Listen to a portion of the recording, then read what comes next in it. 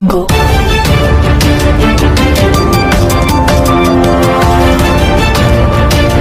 बर्तमान बड़ खबर पाणीपाग को नहीं बड़ सूचना नुआ अपडेट सावधान सावधान माड़ी आसुछि महाबात्या तेज माड़ी आसवा महाबात्या सावधान कले विशेषज्ञ हेब जल प्रलय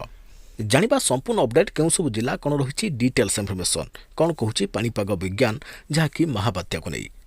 तेबे ता पूर्व वीडियो को लाइक करंतु जदि पारुछंती आपनकर संग साथी मानको वीडियोटी को शेयर करनियंतु जदि फ्रेंड्स आपण माने हमर ई चैनल ले नुआ ही वीडियो देखुछंते पूर्व केबे भी सब्सक्राइब करनाती तेबे निहाती चैनल को सब्सक्राइब करे सहित पाखरे आस्तुबा बेल आइकन को बजे रखतांतु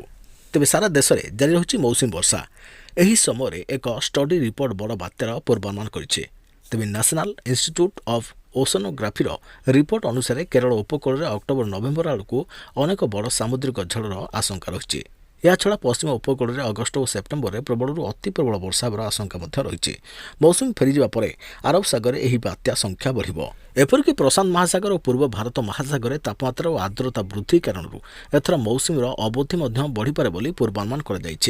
राष्ट्रीय समुद्र विज्ञान संस्थान पूर्वतन निर्देशक तथा वैज्ञानिक एस प्रसन्न कुमार कहते प्रशांत महासागर एलिनो शेष और लालिनो आरंभ जो प्रशांत और भारत महासागर आर्द्रता वृद्धि पाइबा जाऊे जहाँफल पश्चिम उपकूल में प्रबल झड़ वर्षा हो पारे तेज आरब सागर बात्या संख्या बढ़िवार आशंका रही बेले बंगोपसागर बात्या संख्या कमिव बोली पाणीपाग विशेषज्ञ मत देइछन्ते किंतु निकट में बंगोपसागर एक घूर्णिबलय सृष्टि होवार आशंका रही फल ओडिशा रे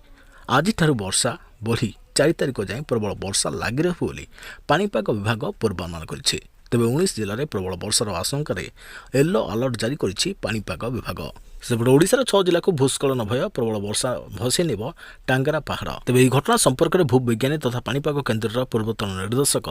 शरचंद्र साहू कहते राज्यर गजपति रायगड़ा मालकानगिरी कोरापुट मयूरभंज केन्दुझर आदि जिला भूस्खलन दृष्टि संवेदनशील